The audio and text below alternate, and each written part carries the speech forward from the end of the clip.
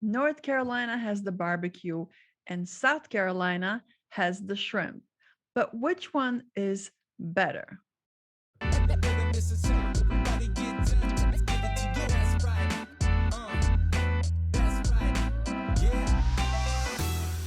Spring season is among us, and if you are planning on buying or selling, do not forget to contact me so that you can be represented by a top-notch real estate agent in the Charlotte area. So you're probably wondering, well, which barbecue is better, South or North Carolina? Well, we can probably get into a fight over this. Well, not me with you, but some people, because this is a serious topic here in the South. And the locals in North Carolina claim their barbecue is better, and South Carolina residents probably will defend their barbecue. What is really the difference, and what is it that they agree on? Well, they do agree on the fact that the meat, of course, pork, has to be smoked. And that's where it pretty much ends. Everything else is up for a debate.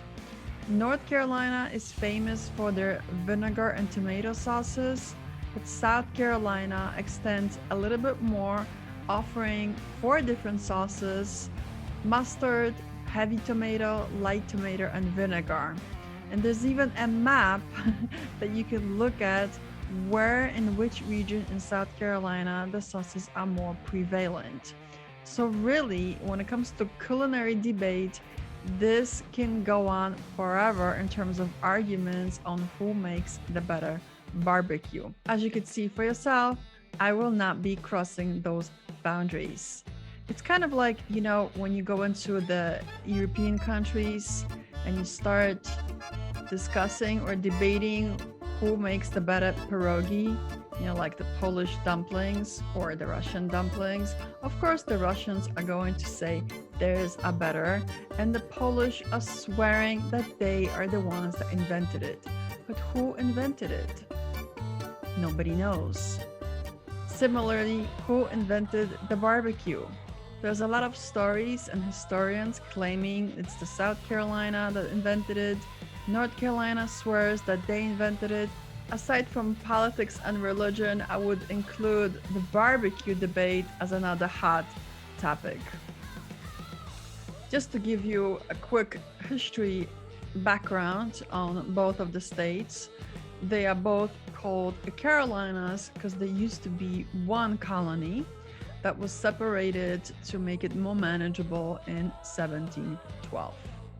North Carolina is the more populous state with population above 10.5 million, while South Carolina has population of 5.2 million.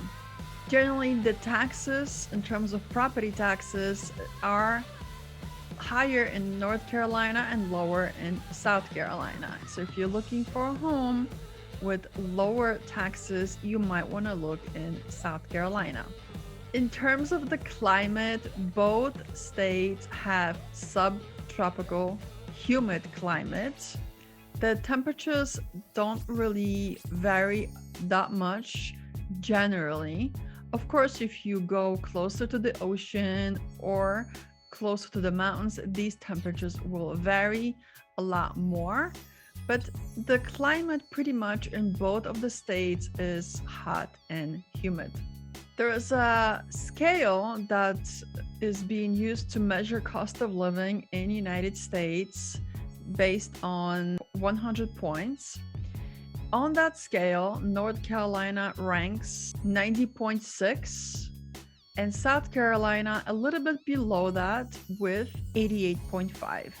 So the cost of living is a little bit less in South Carolina, but there isn't a tremendous difference. Obviously, North Carolina shares the border with South Carolina, so some individuals who choose to live close to the North Carolina border, for example, in cities like Fort Mill, they have the opportunity to be able to live in South Carolina and hang out, party, eat, or entertain in Charlotte, which definitely has a lot more nightlife. South Carolina tends to have smaller cities than North Carolina, with South Carolina's capital being Columbia, which only has a population of close to 125,000, versus Charlotte, which has close to 3 million, or Raleigh, which has close to 2 million. So you can see that the sizes of the cities in both states might also determine the activities and things that are happening around the area. This is probably one also the reason why some people who live closer to the border are traveling to Charlotte for nightlife. Because generally, when you drive around North Carolina and you compare the driving and the road conditions to South Carolina, South Carolina's roads are less maintained as opposed to North Carolina. I don't think anybody knows why that is, but you can clearly see the minute you cross the border and you start driving in South Carolina, you encounter more potholes on the streets and the roads don't look as good as in North Carolina. That doesn't necessarily mean that the state is worse to live in than North Carolina, because both states have different pluses and minuses, and it really depends on your lifestyle, the things you like to do, how you like to live, whether or not you are attracted to more of a rural area, which in my opinion South Carolina has more tendencies, but that also doesn't exclude North Carolina, which has its own rural areas as well. So really both states have a lot of similarities. It's just the feel and the look of each state that might appeal to a different person on a different level. And of course, let's not forget about Charleston in South Carolina, which is quite historic and it attracts tons of tourists every year. It has a very unique, quaint look with historic homes, narrow streets, and a lot of stuff to do. And it's very popular among people from North Carolina to book a holiday in Charleston, book a hotel for the weekend, and hang out and explore the area. So I think the both states are very friendly to each other. They're like sisters.